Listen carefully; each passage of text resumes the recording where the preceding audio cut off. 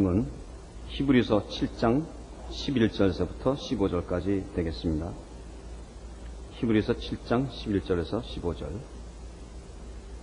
레위 계통의 제사 직분으로 말미암아 온전함을 얻을 수 있었으며 백성이 그 아래서 율법을 받았으니 어찌하여 아론의 반차를 쫓지 않고 멜기세덱의 반차를 쫓는 별다른 한 제사장을 세울 필요가 있느뇨. 제사 직분이 변역한즉 율법도 반드시 변역하리니 이것은 한 사람도 제단 일을 받들지 않은 다른 지파에 속한 자를 가리켜 말한 것이라. 우리 주께서 유다로 쫓아나신 것이 분명하도다. 이 지파에는 모세가 제사장들에 관하여 말한 것이 하나도 없고 멜기세덱과 같은 별다른 한 제사장이 일어난 것을 보니 더욱 분명하도다. 이 히브리서는 초대교회의 여러 박해와 나쁜 환경에 있는 성도들을 위해서 쓰여진 글입니다. 특별히 이 히브리서는 그 대상이 유대인들 중에 개종자들인 것입니다. 같이 구약의 그 법을 따라 율법을 지키고 제사법을 지키던 유대인들 중에서 이제 예수를 믿는 성도들이 나왔는데, 이 같은 유대인들 사이에서 구약법을 무시하고 예수를 믿는 이 일에 대하여 동족끼리의 그 핍박은 훨씬 혹독하고 극심했던 것입니다. 그래서 이 예수를 믿는 것이 구약 내내 지켜왔던 하나님의 명령을 어기는 것이 아닌가 하는 그 의심이 이 성도들 사이에서 자주 일어나곤 했고, 그래서 이 히브리서를 쓴 저자는 예수님이야말로 율법과 제사가 상징하고 예표했던 그 실체라 하는 것을 이제 중요한 목적으로 놓고 이 서신을 씁니다. 우리는 앞에서 이 히브리서가 예수 그리스도로 말미암아 구원을 얻은 이들이 이제 예수님으로 말미암아 신분의 변화를 받은 것처럼 수준의 변화를 받아야 한다는 문제에 대해서 생각을 했고, 또 그리고 오늘 이 문제들로 말미암아 예수님의 제사장직의 영원함과 그것이 갖는 의미를 이제 더 집중적으로 살피게 될 것입니다. 우리는 예수님이 구약에 예언한 모든 것의 실체요, 완성인 것을 압니다. 그러나 그것이 갖는 뜻, 어떻게 예수님께서 레위 지파의 제사장직으로 예표된 내용보다 더 큰 제사장인가 하는 것이 오늘 실제적인 우리의 신앙 현장에서 필요한 권면의 말씀으로 이제 다가올 것입니다. 그래서 히브리서는 원래 7장, 8장, 9장, 10장이 다 7장에서 10장까지 말씀이 전부 이런 데 집중되어 있습니다. 예수님이야말로 구약에 예표된 모든 것의 실체라 하는 것입니다.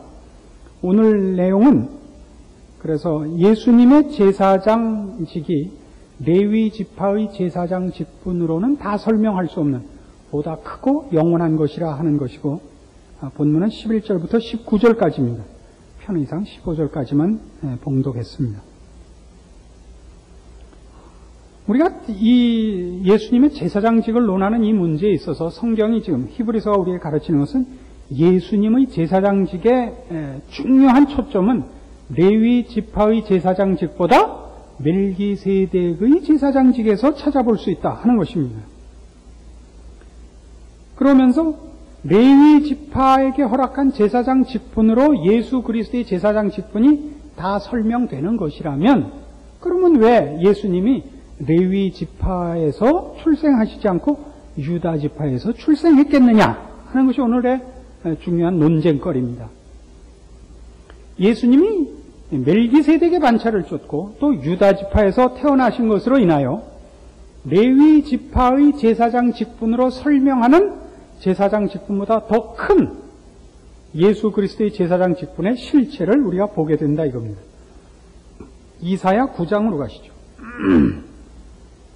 구약성경 976페이지 이사야 9장 6절 말씀입니다. 예수 그리스도의 탄생에 대한 예언입니다.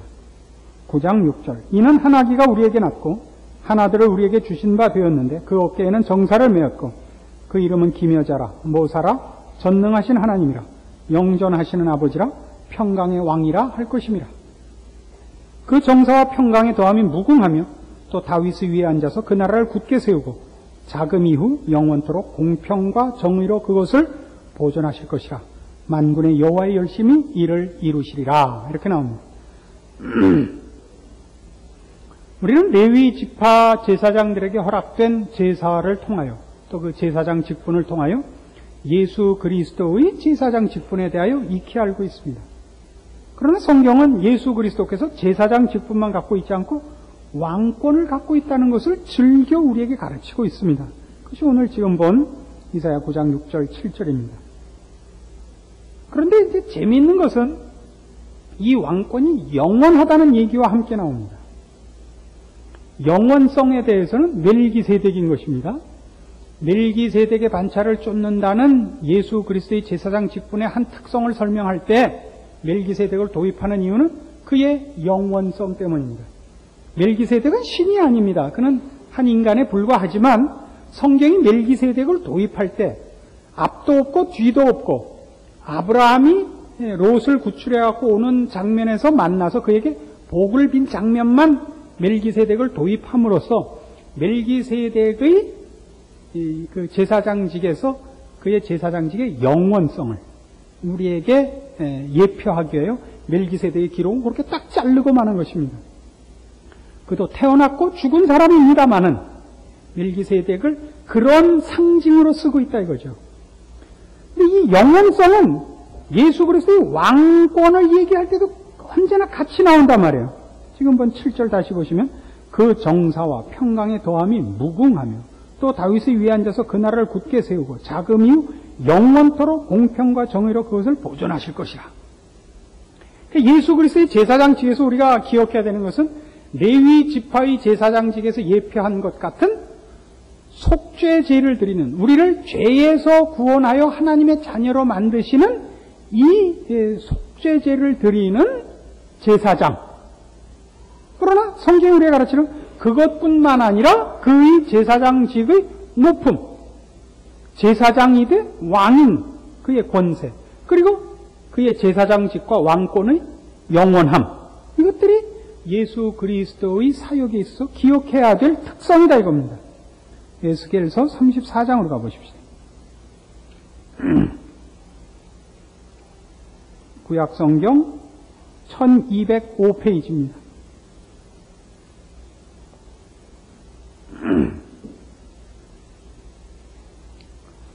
에스겔서 34장 23절입니다. 내가 한 목자를 그들의 위에 세워 먹이게 하리니 그는 내 종 다윗이라. 그가 그들을 먹이고 그들의 목자가 될지라. 나 여호와는 그들의 하나님이 되고 내 종 다윗은 그들 중에 왕이 되리라. 나 여호와의 말이니라. 메시아의 출생을 예언하는데 아예 다윗이라고 부릅니다. 아까 이사야서에서는 다윗의 위에 앉아서 그랬었는데 이제는 아예 다윗을 일으키겠다 그래요. 다윗, 즉 솔로몬의 아버지 다윗을 얘기하는 것이 아니고 다윗의 왕권을 얘기합니다. 왜냐하면 하나님께서 다윗에게 왕권을 허락하실 때는 그 왕권이 영원할 것이라 약속했습니다. 사무엘하 7장에 나오는 내용인데 나중에 여러분 살펴보시기 바랍니다. 그래서 다윗의 왕권 그러면 왕권이란 건 물론 높아요. 기본적으로. 뿐만 아니라 그 왕권의 영원함이 자꾸 강조된단 말이죠. 이것과 뭘 비교하려는 것이냐면 레위 지파의 제사장 직분이 이 예수 그리스도의 제사장 직분의 영원함과 왕권을 겸유하신 것과 어떻게 차이가 나는가 보라 이거죠. 히브리서 7장입니다. 다시 히브리서로 돌아오셔서 히브리서 7장 23절. 히브리서 7장 23절. 저희 제사장 된 자의 수요가 많은 것은 죽음을 인하여 항상 잊지 못함이로되 예수는 영원히 계신 거로 그 제사 직분도 갈리지 아니한다 이거죠. 레위 지파의 제사장들은 수명이 닿으면 죽습니다. 인간들이니까 죽죠. 또 다른 제사장을 세우고 또 다른 제사장을 세워야 됩니다. 말하자면 죽는다는 건 그의 제사장 직무가 기간으로 한계가 있다 이거죠. 근데 예수님은 한계가 없죠. 무한하십니다. 영원하십니다. 또 레위 지파 제사장들의 제사의 약점은 히브리서 10장 1절에 율법은 장차 오는 좋은 일의 그림자요 참 형상이 아니므로 해마다 늘 드리는 바와 같은 제사로는 나오는 자들을 언제든지 온전케 할 수 없느니라. 그렇지 아니하면 섬기는 자들이 단번에 정결케 되어 다시 죄를 깨닫는 일이 없으리니 어찌 드리는 일을 그치지 아니하였으리요. 그러나 이 제사들은 해마다 죄를 생각하게 하는 것이 있으니 이는 황소와 염소의 피가 능히 죄를 없이 하지 못함이라. 레위 지파 제사장들의 이 속죄제에서의 약점은 뭐냐면 저들이 소나 염소로 제사를 바쳤기 때문에 우리 죄를 없이 하는 일을 실제로는 못했다 이겁니다. 한 상징이었을 뿐이지. 그래서 매해 해야 된단 말이죠. 안 돼서 씻고 또 씻고 또 씻고 그래도 깨끗해지질 않아요. 그래서 저들은 우리를 씻는 제사, 죄를 씻는 제사에서 한 걸음도 더 못 나갔다고요. 레위 지파의 이 제사장직의 약점은 이 일을 다 처리해야 다음 단계를 나갈 텐데 이 죄 씻는 제사도 다 할 수가 없어서 그 다음 단계를 못 나갔단 말이죠. 즉 예수님의 제사장직과 뭐에서 차이가 나느냐 하면 로마서 4장 25절 예수는 우리 범죄함을 위하여 내어줌이 되고 또한 우리를 의롭다 하심을 위하여 살아나셨느니라와 대조된단 말이죠. 예수님은 그를 제물로 바쳐 그의 죽으심으로 우리를 단번에 깨끗게 하셨어요. 깨끗해져서 우리 보통 제가 설명드린 바대로 하자면 신분의 변화를 이루었다고요. 그 다음 수준의 변화를 이루는 일을 하실 수 있죠. 레위 지파 제사장들은 우리 신분으로 바꾸는 일을 실제로 하지를 못하니까 수준으로 고치는 일을 할 재간이 없죠. 앞에 게 이루어져야 그 다음 단계가 나갈 거 아닙니까? 그래서 예수 그리스도의 제사장직의 그 완전성은 이런 데서 레위 지파의 제사장직과 대조되죠. 그래서 같은 로마서 5장 9절 보시면 그러면 이제 우리가 그 피를 인하여 의롭다 하심을 얻었은즉 더욱 그로 말미암아 진노하시면서 구원을 얻을 것이니 곧 우리가 원수되었을 때 그 아들의 죽으심으로 말미암아 하나님으로 더불어 화목되었은즉 화목된 자로서는 더욱 그의 살으심을 인하여 구원을 얻을 것이니라. 예수 그리스도의 죽음으로 하나님과 화목되었으니 화목된 사건 다음에 일어날 일, 화목된 자로서 하나님의 자녀다워지는 일을 예수님이 이제 살으셔서 계속적으로 한단 말이죠. 우리의 신분을 변화시키는 것은 한 사건입니다. 그러나 우리를 수준으로 변화시키는 것은 한 사건일 수 없죠. 초등학교 나오고 중학교 나오고 고등학교 나오고 대학 나오고 해야 되는 일이지 뭐 하나 딱 깨우치면 그냥 어느 날 도통해버리는 것 아니지 않습니까? 사람이 큰다는 문제는. 그래서 예수 그리스도의 제사장 직분의 영원성이 강조돼야 할 이유가 여기 있습니다. 그러니까 이게 뭘 우리에게 가르치려고 히브리서가 이 복잡한 얘기를 꺼내는가 하는 말이죠. 이겁니다. 예수님의 제사장 직분이 더 고급하고 권세적으로 높고 또 속죄제로서도 완전하고 우리의 신분을 변화시키기에 충분하고 또 변화된 우리의 신분을 수준에 있어서 완성시키기에 충분하도록 영원한 제사장직이란 말이죠. 우리가 이 부분을 놓치는 건 이런 겁니다. 우리는 레위 지파의 제사장 직분 정도로 예수 그리스도의 제사장직을 오해하는 경우가 많습니다. 이렇게요. 하나님 앞에 여러분이 어떤 소원을 아뢰을 때 이렇게 기도할 수 있죠. 하나님이 저에게 주실 복이 있으면 다 몰아서 이번 한 번에 다 주십시오. 우리 애 이번에 대학 붙여주십시오. 이거 안 해요. 하나님은 그렇지 않다니까요. 우리를 위하시는 데 있어서 예수 그리스도의 제사장 직분이 영원하다는 것은 우리를 어느 한 건수를 해결하기 위해 보낸 해결사가 아니라 하나님이 목적한 자리에 이르도록 영원토록 살아계셔서 죽어버리면 죽는 행위 한 번으로밖에는 도움을 못 주지만 살아서 영원한 제사장으로 계시면 오늘 기도한 것에 응답하시고 또 내일 또 응답하시고 여러분이 요구하는 다른 모든 일에 몇 가지 일에 아무리 많은 요구에도 하나님이 다 응답하신단 말이죠. 그래서 이 일을 통하여 성경이 우리에게 가르치려는 건 이겁니다. 제가 이 설교하다 죽을 것 같아요. 아무래도. 이 히브리서 하다 죽을 것 같아요. 뭘 알아들어야지 설교를 해먹죠. 멀뚱멀뚱해갖고 말이죠.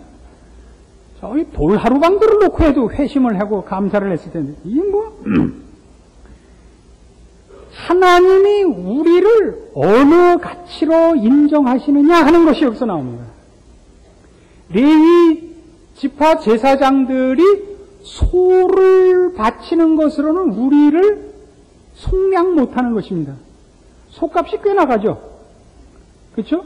그럼 매년 소를 하나씩 우리를 위해서 바쳐요. 그러면 60평생 살면 60마리 값이 되고 100년 살면 600마리예요. 100년 살면 100마리죠. 저는 이상해요. 아침 저녁으로 달라요. 일부 할 때는 안 그랬는데 사부 할 때 이러는 좀. 그러니까 소 100마리 값보다 크다 말이죠. 우리가 어느 만큼이요? 그럼 200마리? 소로는 안 된다고요. 예수 그리스도로야만 된다고요. 우리라는 가치가.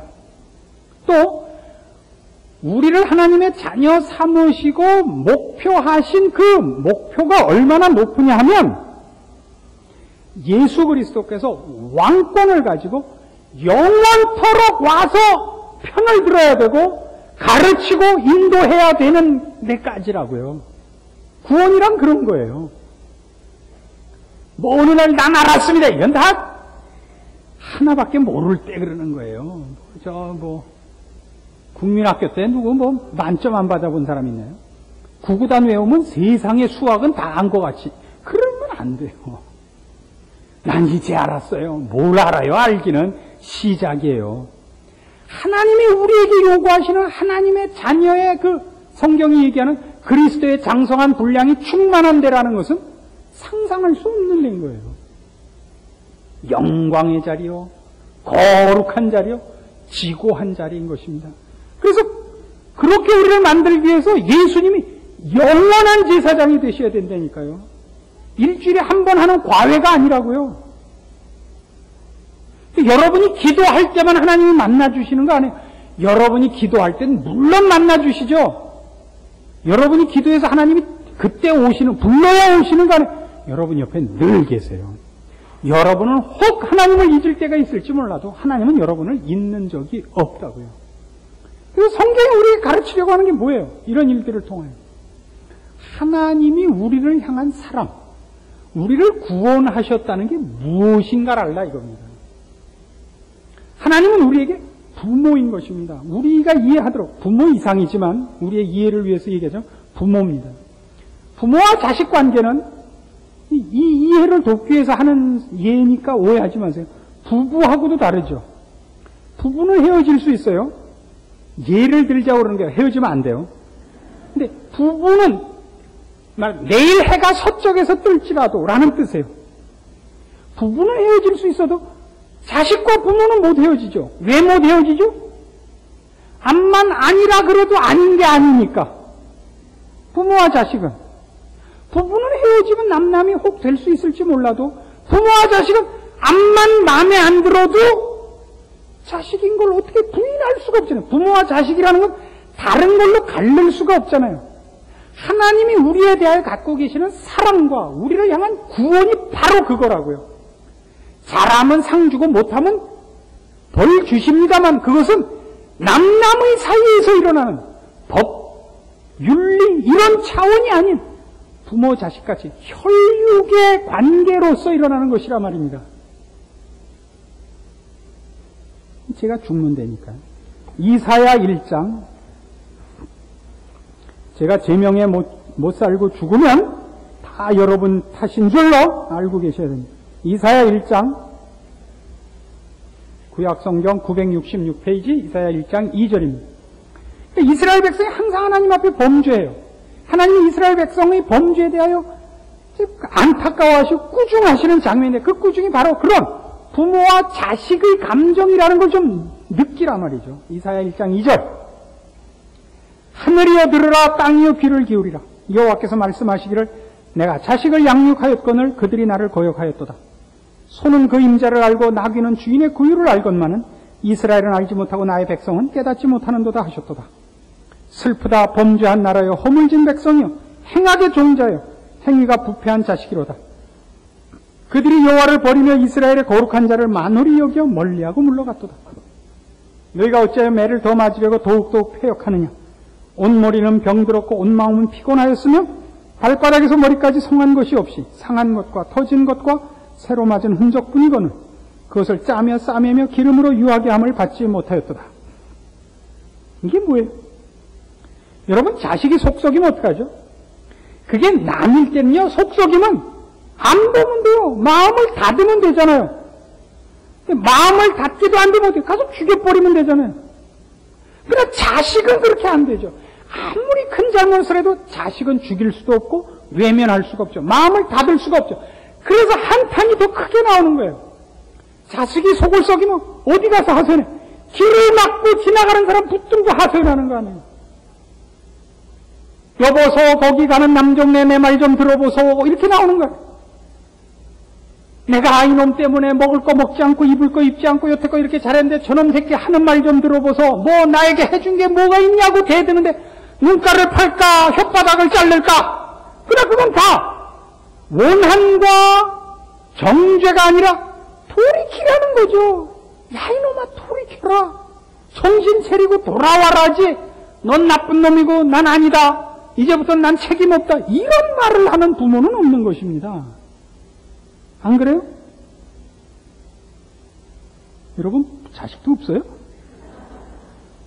그래서 여기 뒤에 5절도 보세요. 너희가 어찌해 매를 더 맞으려고 더욱더욱 패역하느냐. 온 머리는 병들었고 온 마음은 피곤하였으며 발바닥에서 머리까지 성한 것이 없이 상한 것과 터진 것과 새로 맞은 흔적뿐이오늘 그것을 짜며 싸매며 기름으로 유하게 함을 받지 못하였도다. 이게 무슨 말이에요? 말을 안 들으니까 때릴 수밖에 없어요. 꾸중할 수밖에 없어요. 때리는데 맞고 까니 맛도 까니야. 가슴이 아프죠. 그러나 놔둘 수는 없죠. 때리면서 이놈아 이렇게 아직도 상처가 안 아물었는데 아직도 정신을 못 차리느냐 그 소리라고요. 이게 우리 하나님이 우리를 향하여 부모된 마음으로 찾아오신다고요. 우리를 버리지 않으세요. 여러분이 잘못하면 치십니다만 돌이키라는 것이지 이번이 세 번째다. 다음엔 난 모른다. 이런 것은 없다고요. 우리 하나님은 우리에게. 그러니까 하나님이 우리를 그의 자녀로 부르시고 그의 자녀의 완성의 자리에 이르게 하기 위해 어떻게 했다고요? 우리 인생과 신분과 운명을 내 손에만 맡기지 않고 그래서 꼭 성공하기 위하여 예수 그리스도를 보내서 왕권을 주시고 모든 온 우주 만물의 주권자가 되게 하시고 그리고 영원토록 우리를 지키고 계시는 것 아닙니까? 실패치 않게 하려고. 하나님이 우리에게 요구하는 게 뭡니까? 이겁니다. 내가 한 것이 맞나 틀리나 죄인가 아닌가 이 정도면 안 되죠. 하나님이 나를 법대로 다스리지 않고 윤리적으로 다스린 것이 아니라 사랑으로 대접한 것 같이 우리가 사랑으로만 유일하게 보응할 수 있는 겁니다. 하나님 앞에 보답할 수 있는 것입니다. 성경이 우리에게 요구하는 게 뭐예요? 내 마음을 다하고 뜻을 다하고 성품을 다하여 주 너의 하나님을 사랑하라. 그 요구가 나오는 이유인 것입니다. 여러분의 신자된 이 특권과 그 운명의 고급함을 인식하시고 부모 속 좀 썩이지 마시고 말 잘 듣는 자녀가 되시라 하는 것이 성경의 요구입니다. 딴 거 볼 거 없어요. 여러분 자식 생각하시면 딱 맞는 얘기예요. 저거 낳긴 내가 낳았는데 어떻게 저렇게 다를 수가 있나. 뭘 달라요 다르기는. 왜 여러분 닮아서 그러죠. 하나님이 우리에게 우리 부모의 심정으로 찾아오시고 권면하시고 꾸중하시는 줄 깨닫고 지혜로운 마음으로 여러분의 복을 위하여 여러분의 영광을 위하여 순종하시고 성실하시고 힘써 주를 사랑하는 여러분 성도의 일생이 되기를 권합니다. 기도하십시다. 하나님 아버지, 우리를 사랑하시는 사랑을 확인하고 우리의 못난 것을 고백합니다. 최소한의 예의가 아니라 온 힘을 다 기울인 목숨을 바친 사랑을 주 앞에 바쳐야 합니다. 헛된 것에 한눈 팔지 말고 주의 사랑에 보답하는 지혜로운 그리고 우리 자신을 위하여 올바른 신앙의 보답이 있는 우리 인생이 되게 하사 주의 사랑으로 말미암는 자랑과 영광과 열매와 증거가 있는 인생들 되게 하시옵소서. 예수님의 이름으로 기도합니다. 아멘.